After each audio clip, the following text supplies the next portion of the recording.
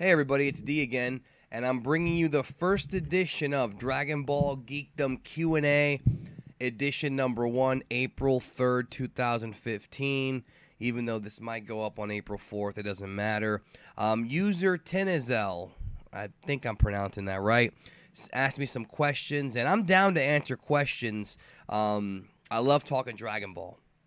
I could talk about it all day. And so he asked me 3 questions, and I was going to respond in the thread. I was going to respond via text, but I figured let me just make a video out of it, and then we could discuss these things. And then that'll lead to more videos, and everybody's happy because I know that I'm happy when I talk about Dragon Ball. So, Tinizel says the following. Let's go through them right now. 3 questions. Number 1. Well, first he says, I just want to get your opinion on a couple things. Number 1. What are your general thoughts towards GT? Do you consider it canon or not? So, I'm planning on doing a video soon called, and I don't know how soon it'll be, but I'm planning on doing a Dragon Ball in-depth video, 5 good things about Dragon Ball GT, because there are good things about it. GT, I've never considered Dragon Ball GT canon, ever, because it's not. No matter which way you slice it, there's a lot of inconsistencies in Dragon Ball GT and a lot of plot holes. And unfortunately, with the last couple of years of Toriyama, with Dragon Ball Minus and now Fakatsu no F, there's a few more plot holes. So maybe plot holes aren't the biggest defense towards GT not being canon anymore. But let's go back to before Battle of Gods came out, right? Let's just go back to 1997 when GT ended, or 2005 when GT ended in the US. I've never considered it canon. It was not part of the original 42-volume manga, or was it adapted from there. It was not written by Toriyama. However, Toriyama did design many of the characters in Dragon Ball GT. So, as a result of him designing these characters, it doesn't make it canon, but he is involved. So, no, it's not canon, and especially now with Battle of Gods and Fakatsu no F, it can't be canon. It just cannot be canon. Unless there's a third movie that comes out that somehow connects Z to GT, which Toriyama's not going to do. I don't think so. It's not happening. Also, I remember there was an interview that came out right after Battle of Gods a couple of years ago where I forget the individual's name from Toei. Who was? I don't remember his name. Might have been, I don't think it was Koyama, but somebody from Toei actually came out and said GT no longer exists. It's no longer canon. Now, what I thought would be a cool idea, and I want to get you guys' thoughts on this in the comment section. What if GT is one of the 12 alternate universes that Beerus spoke of? Maybe it's not 12 totally different universes. Maybe there are some similarities, and maybe GT is a separate universe. And wouldn't it be cool? And this is a little wacky, but wouldn't it be cool if we actually saw like Super Goku 4 or Super Gogeta 4 fighting against some of the people like Beerus or something like that? Like if they do like a video game about that, that'd be pretty cool. But no, just to answer the question, GT is not canon. What do I think about it? For years, I absolutely hated GT. Because I didn't like what it did to the characters at all, and the characters are completely wrong in GT. One thing about Battle of Gods and Fakatsu no F is that Toriyama's got the characters down right, but the GT crew, the writing team, just didn't do it. Also, there's a lot of episodes of GT that are really boring. That entire first arc where we're looking for the Black Star Dragon Balls, there's a reason as to why Funimation skipped the first like 15, 16 episodes and went right to episode 17 and then came out with the first ones as quote-unquote the lost episodes. They weren't lost. They were hidden. You get what I'm saying? Because throughout the world, especially in Japan, those episodes totally tanked. Just completely tanked. I like some things about those episodes, like Legic, and there's some cool stuff here and there, but for the most part, it is kind of boring. The Super 17 saga I thought was kind of fan servicey, in my opinion, and a little too much if you ask me. And the Dark Dragons or whatever, the Shenlongs, I love the way they were designed, but I thought that it was a little bit uncreative for the first, I would say, first half or so of that saga, because Goku keeps beating them with very basic, like a Kamehameha and like the Dragon Punch, and like that's it. Like, you know, it was very lazy, if you ask me. Very rushed also, because by then the show was coming to an end. However, I love the fight with Goku when he gets blinded. I thought that was cool. That was something new that they had not done in Dragon Ball up until then, where Goku was blind and he had to fight. Like, that was awesome. Of course, Gogeta was awesome. Everybody loves Gogeta. And I actually really like Baby. I love the Baby story, how he can go inside of people and make them into zombies. So GT, I don't hate it as much as I used to. I've come to appreciate it. It has beautiful animation, but I really do not watch it. Every few years, I will go back and revisit Dragon Ball. Right now, as we speak, I'm actually watching Dragon Ball start to finish with my fiance, and I'm talking about everything from Episode 1 Dragon Ball all the way to the end, and then the movies, of course, as they come out.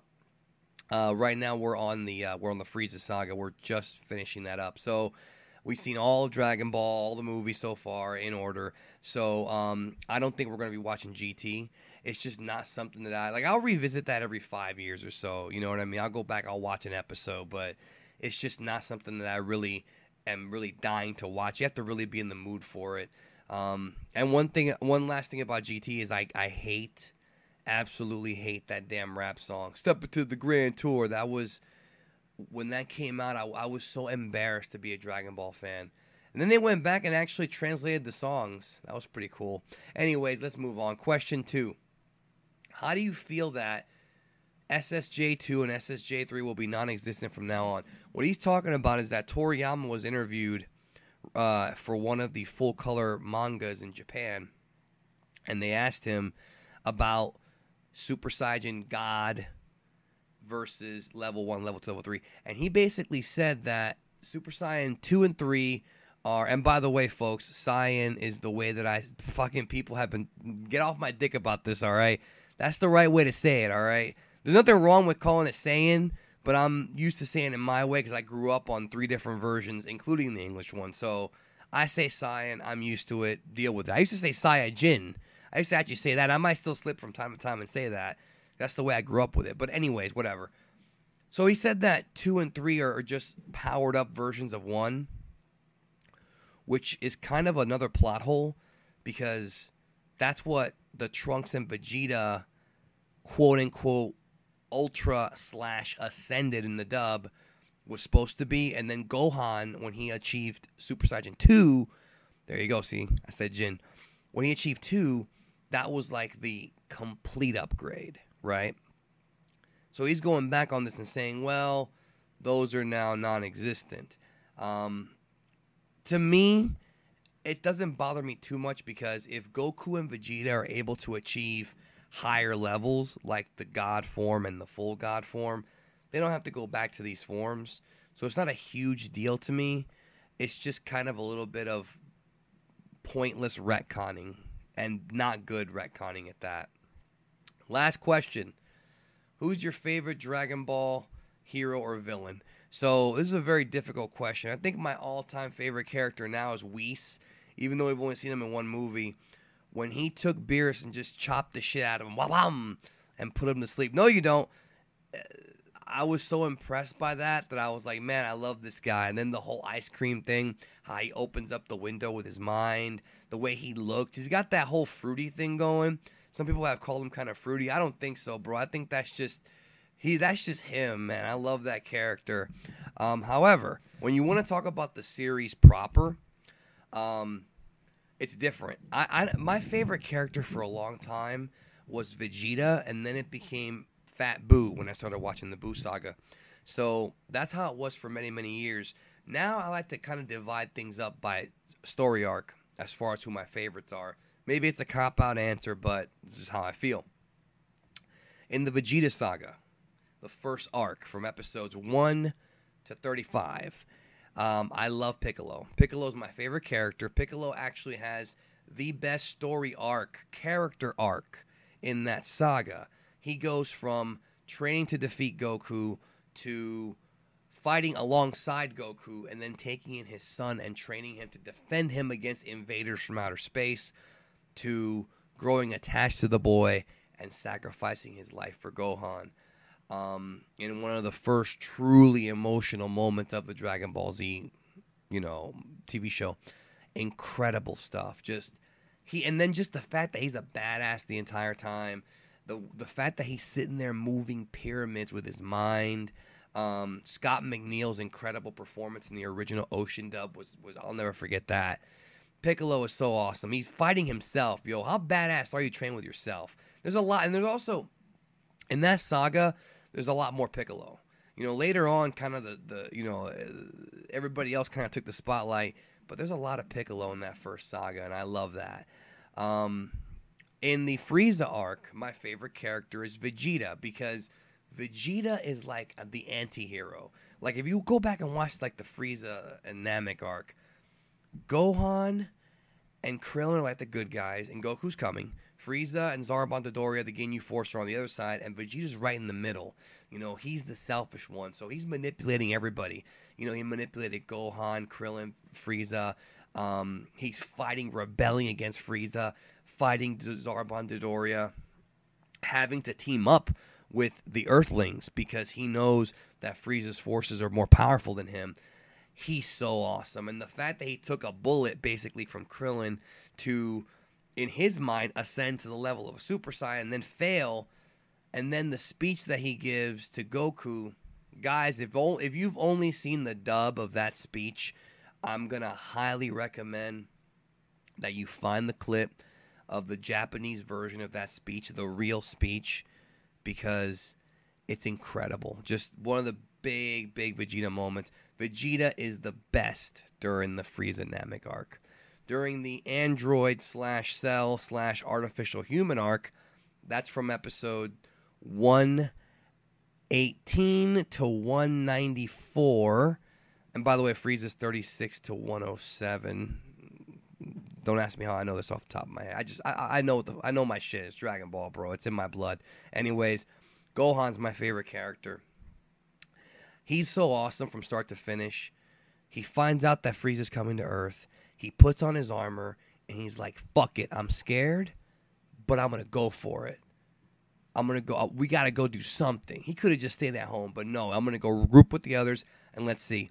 When Piccolo's getting killed or beat up by Cell and you think he's dead, he wants to go fight. Goku's holding him back.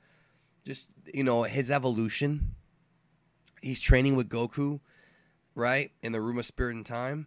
And Goku is like, beating on him. And he's like, I should be softer on you. And then he's like, no, give me more. Just incredible character build-up for Gohan in this saga. He's so awesome. And then, of course, when he's destroying the Cell Jr. single-handedly, that's one of my favorite episodes of all time. Just how badass can you get? And then when he grows up, he kind of sucks for most of his adult life. But he was at his peak there. And then for the Buu saga, like I said, my favorite was Fat Buu because a lot of the other characters during the Buu saga are quite annoying. Vegeta has a pretty good character arc in that saga. Piccolo's kind of useless, to be honest. Gohan's pretty badass a couple times. So is Goku. But Fat Buu was great because he went from bad guy to good guy so seamlessly, but yet it made so much sense. And then, of course, there's the scene where he betrays Bobby D and he punches and his head explodes. And then, and here's the thing about Buu. What a great character. One thing I absolutely hated about the original dub, was that they made Buu a retard. Majin Buu, Fat Buu, my name is Buu, I kill. That's not how Buu is, man. Buu actually speaks in full sentences. Buu is not retarded. Buu, he's not the brightest, he's not the sharpest knife in the drawer, but they made him into this, like, character that's dumb, like Elmo or something. Buu is not Elmo, yo. And that really bugged me about that character because he's incredible in the Japanese version. And I love just the fact that his abilities turn people into candy. One of the best episodes ever, and I believe it's episode 247 or 246. I don't remember. It's the episode where Buu meets that blind kid. and he goes and he turns people into milk, I think, and then he brings them the milk. I think that's what happened.